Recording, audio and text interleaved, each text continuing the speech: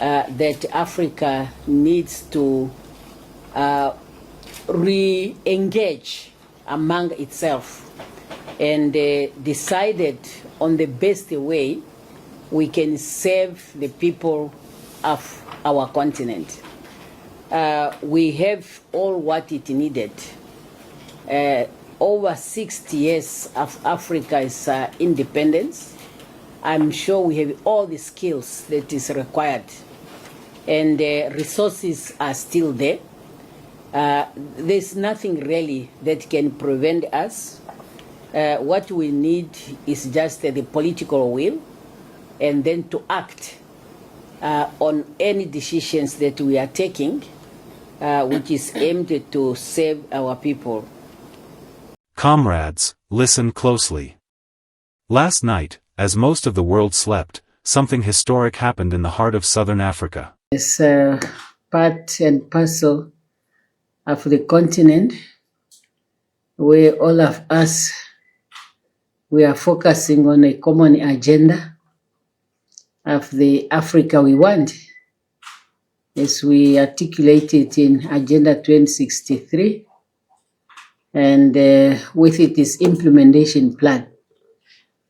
We are making progresses, but we have a challenge because one factor in our first 10 years of implementation of Agenda 2063 is the silencing of the guns. Yeah. But unfortunately, we are moving very slow. But we still believe we have a chance to reach that stage. Namibia, Zambia, Botswana. 3 nations, once divided by colonial borders, have made a move so bold, so unexpected, that it sent shockwaves through foreign capitals from Washington to London. An overnight alliance has been forged, a pledge for a borderless Africa, where people, goods, and dreams will move freely. But here's the twist: as dawn broke over Lusaka, the United States was already scrambling. Envoys were dispatched. I'll be very brief, except to say that this experience is very valuable to us. As a leader of the Aspen Institute and as a former member of Congress, I have spent a great deal of time working on issues as it relates to sub-Saharan Africa. Our program has been to Africa several times over the years, and we have made this a priority. Quite often, the United States is accused of not showing up enough, that we are not, we are not present enough. And by proof of this delegation, we just want everyone to know that we are here, we care, we're engaged, and we are interested. And we want to further develop this wonderful partnership between our 2 nations. We are here in large part to discuss issues of global health, food insecurity and malnutrition, agriculture, development assistance, and also the general political environment in this part of the world. So we are here to learn, and we are been just so pleased by the warmth and the hospitality of the Zambian people. Could not be any better. Calls were made. Pressure was mounting. Because to the exploiters of Africa, a borderless continent is their worst nightmare. This was not a decision taken lightly. For months, quiet talks were happening behind closed doors. Not in lavish hotels paid for by foreign aid, but in humble government halls and private homes, away from the eyes of the world. Namibia, rich in uranium, diamonds, and rare earths. Zambia, the copper giant, holding the keys to the electric future. Botswana, the diamond capital of Africa, now led by a president unafraid to take on the global order. These 3 leaders saw what so many have refused to see, that Africa's borders, drawn by colonial hands, are not lines of safety, they are lines of division. They keep farmers from selling their maize in a neighboring market without endless paperwork. They stop families from visiting relatives just a few miles away. They slow trade, weaken solidarity, and most importantly, they serve the interests of those who profit from a divided Africa. And so, late into the night, the agreement was signed, a borderless alliance. Free movement of people. Free movement of goods. Free movement of ideas. Imagine this, brothers and sisters. A truck leaves Windhoek in Namibia, loaded with fresh produce. It drives straight through Zambia to markets in the Congo, no border delays, no bribes, no waiting days for clearance. A student in Gaborone, Botswana, decides to study medicine in Lusaka, without paying outrageous visa fees. An entrepreneur in Lusaka opens a diamond polishing plant using stones from Botswana, without any extra taxes.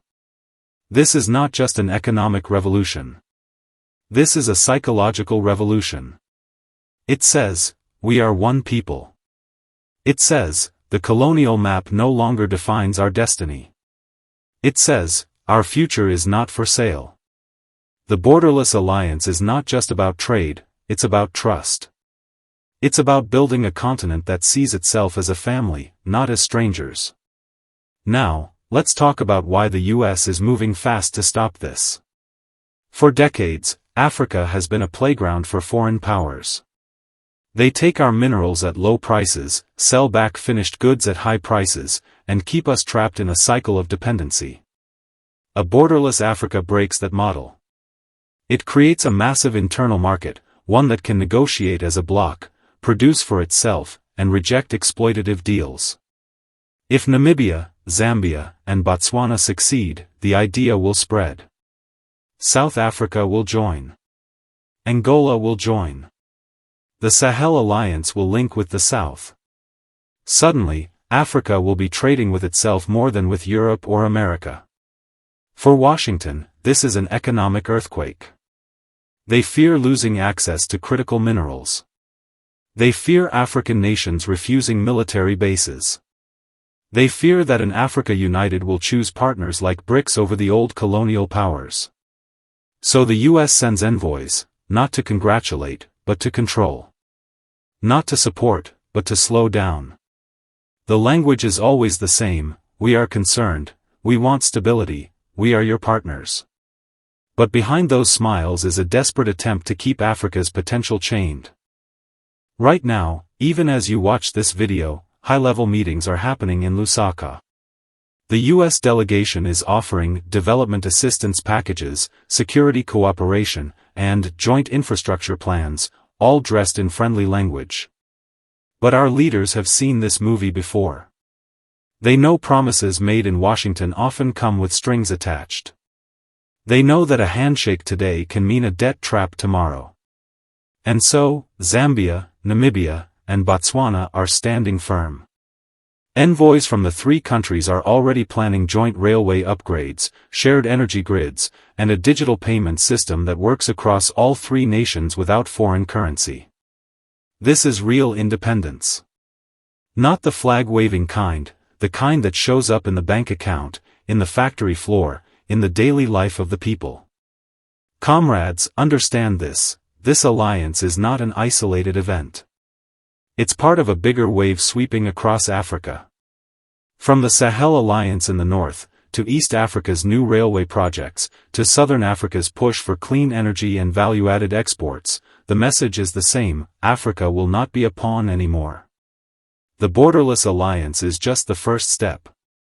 Tomorrow it could be a single African currency. Next year, a continental defense pact. One day, a truly United States of Africa. This is our moment. The world will try to stop it. They will spread lies in the media. They will fund opposition movements. They will use sanctions, loans, and pressure. But if the people stand behind their leaders, nothing can stop the march toward unity. So share this story. Talk about it in your homes, your schools, your churches, and mosques. Let every African child know, the borders drawn by foreigners are fading. We are one people. We have one destiny. And together, we will make Africa great.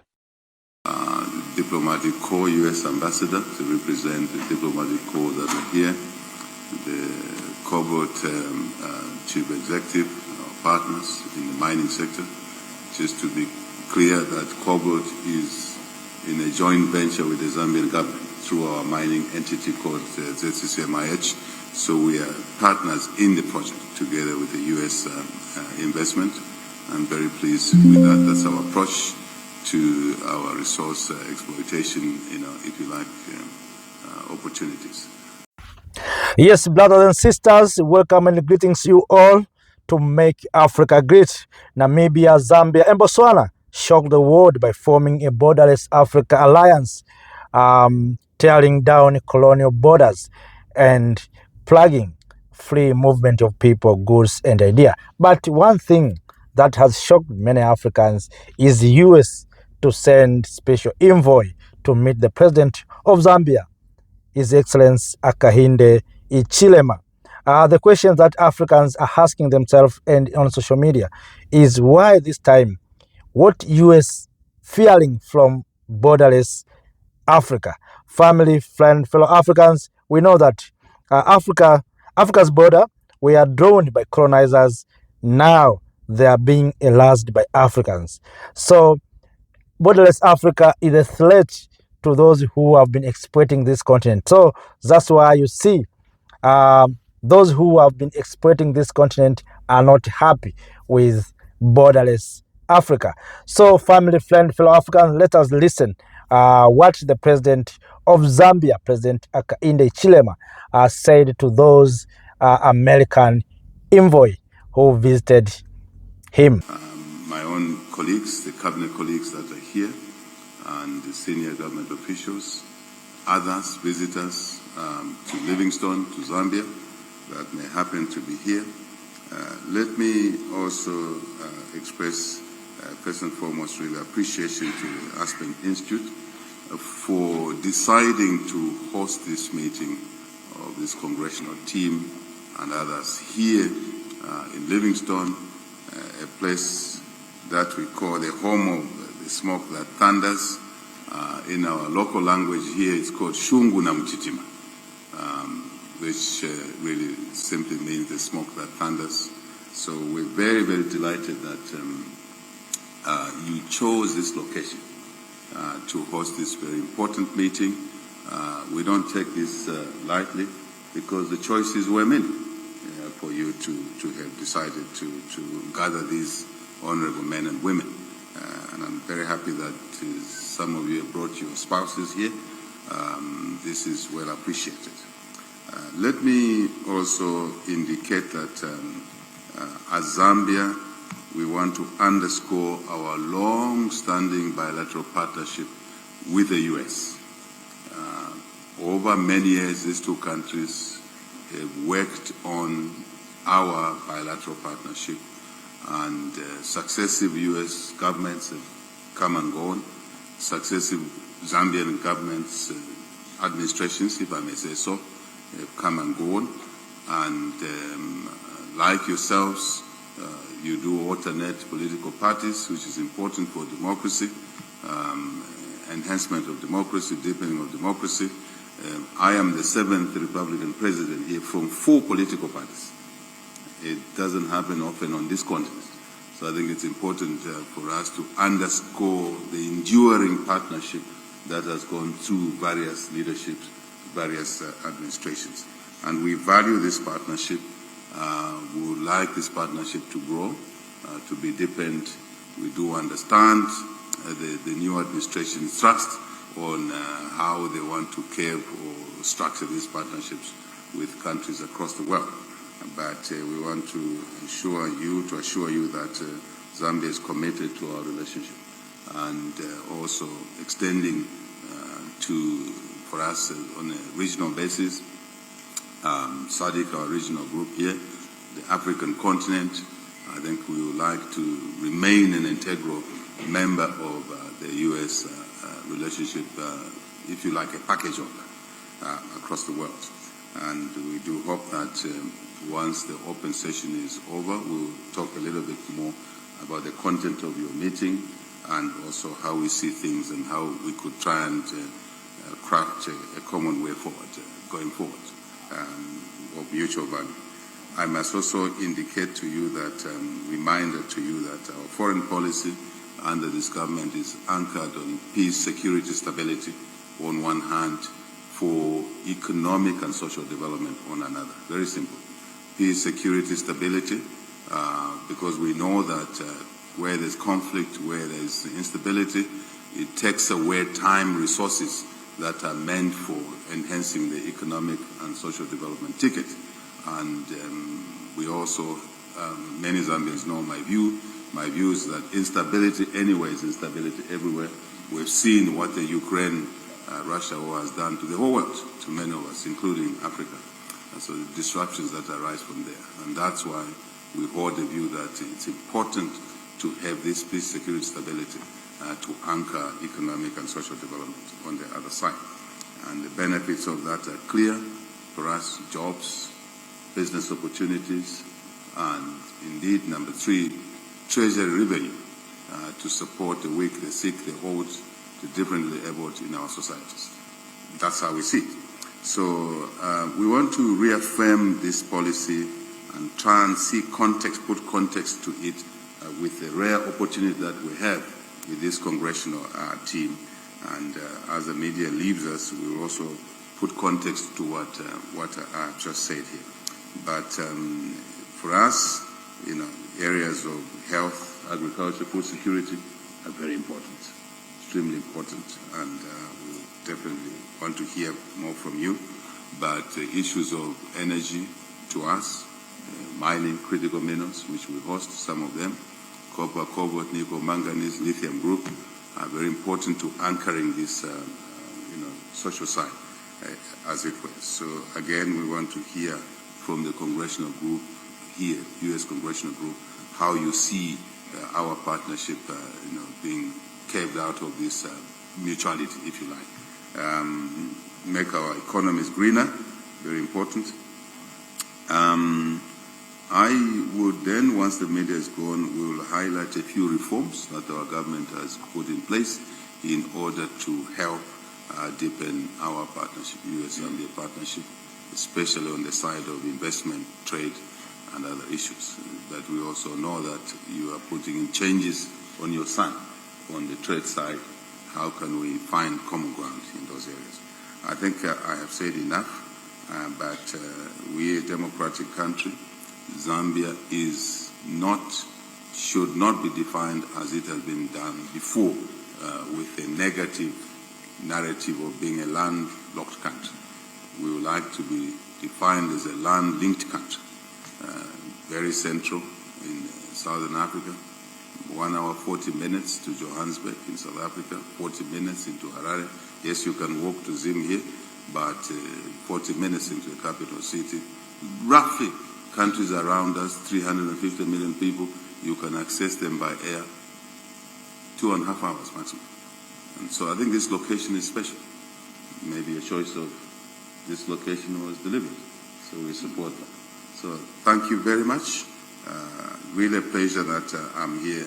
I must close by saying, when I was notified of this meeting, I did not hesitate to make a decision that I will come and join you here. Rather than you traveling to Lusaka, I said, let me go and join them in Livingstone so we can have this interaction. So thank you very much. Thank you once more.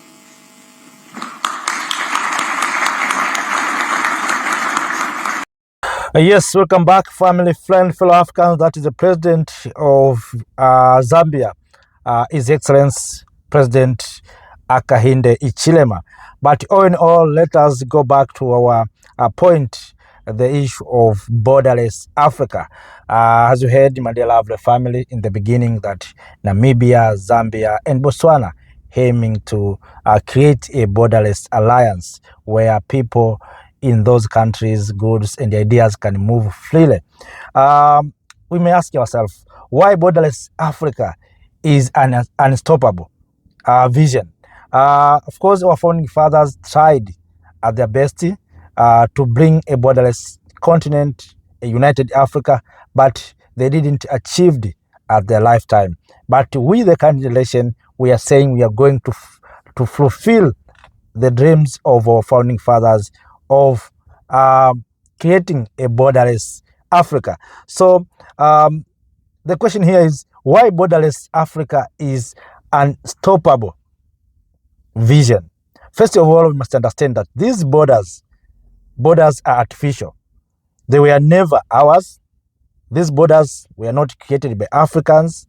Europeans drew them at the Berlin Conference. All of us were familiar in 1884, which rulers and pens dividing communities, families, and nations. And for what? To exploit Africa's resources without resistance. Today, these borders still block trade. They keep Africans far from working freely. They cost us billions every year in customs and bureaucracy. Borderless Africa changes everything. Free movement of people and goods, or free movement of people, means no visas between these countries. Good move freely, cutting transport costs and boosting trade. Also, ideas flow faster, creating a pan-African tech and innovation zone. This is why millions of Africans, especially young people, are cheering. They know a united Africa is the key to jobs, peace, and prosperity. And this is just the beginning. Other countries from Kenya to Ghana are watching closely. We have seen leaders in Sahel, they have started this journey. So this is the time for the southern leader in SADC region to start implementing a borderless continent. So what the US fear most? We know that the United States did not wait within days. Envoy lashed to Lusaka, the capital of Zambia. Pressure began behind the scene. Why? Because borderless Africa threatens the whole order where Africa supply raw materials and Western power control the wealth. A united Africa can negotiate as one bloc. No more divided and conquer. Control its resources, oil, diamond, lithium, uranium. As you know that Namibia is rich in terms of uranium and natural gas. If you go to Botswana, rich in diamond, the city of diamond in the continent of Africa.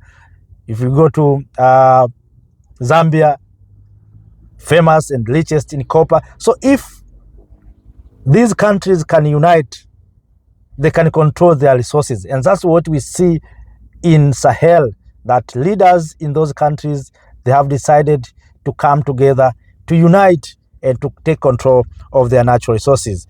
Building its own defense without foreign bases. This terrifies Washington and Brussels. They fear losing control of Africa's market. They fear African unity because becoming a model for a global south. So expect propaganda, expect pressure, and also expect attempt to divide us. We have seen when Mali, Niger, and Burkina Faso came together. We see what's happening to these countries. Coup have been undermining, and we have seen several things to try to undermine what they have done. But we know that no empire can stop people to determine to be free. So this time Africa is saying we want to be free. So the bigger pan-African revolution, Namibia, Zambia, Botswana are not alone. This is for the entire continent. Across Africa, the dream of unity is rising again. The African Continental Free Trade Area is already the world's largest trade zone by membership. Visa-free travel is expanding. And movement like ECOWAS, Integration, East Africa Community, Federation, and now the Borderless Africa Alliance all point to one truth, that the age of colonial borders is ending. As Kwame Nkrumah said, Africa must unite, and now we are seeing it happening. Will there be resistance? Yes, we know resistance will be there. Absolutely. But the tide has turned. Africans are elapsing the lines drawn by colonizers and lighting a new map of freedom, opportunity, and dignity. If you believe in this vision, please share this video to other Africans and tell them that things started in Sahel.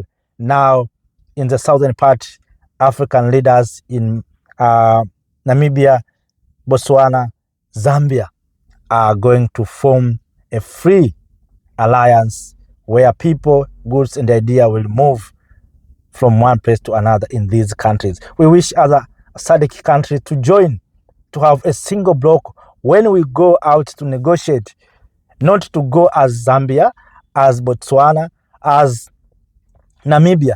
When other nations want diamond, Botswana cannot negotiate as Botswana.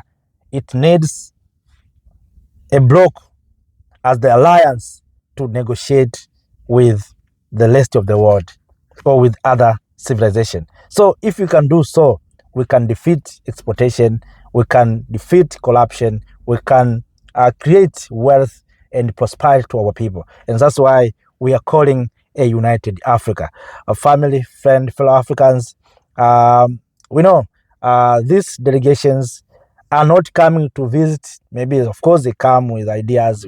We are coming to support development. We are development partners. But there's no development partner who is coming to lose money without making profit.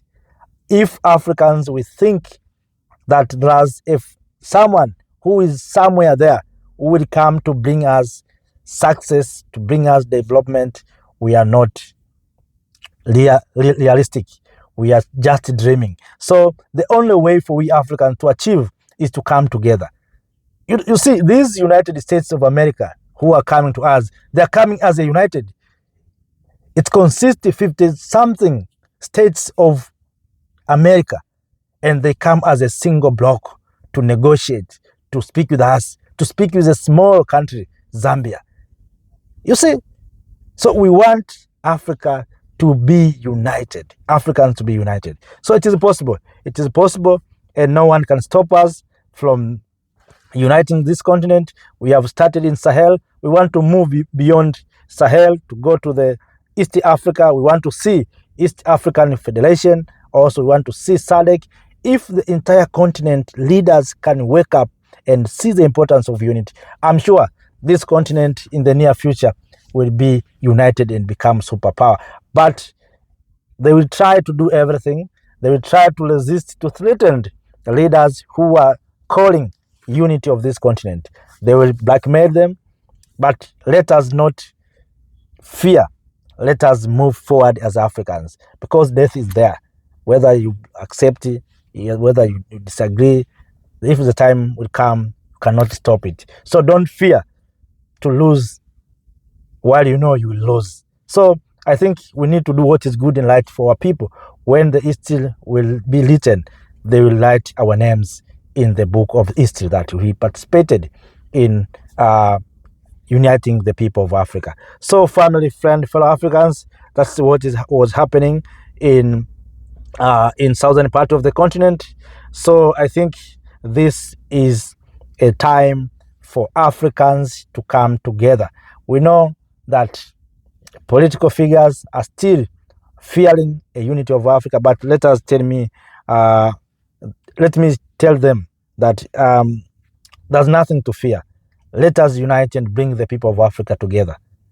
If we can do so, this continent can move in the right direction. So after that, if you have something to share with us, please do so through the comment section. I'm very happy to be with you in this time to share with you this good news from southern part of the continent. This is a revolution. No one can stop revolution. Revolution is in front of us. Thank you. Thank you, Africa, Mama Africa. Oh, yeah. You make African great. Thank you, Africa. Thank you, Africa.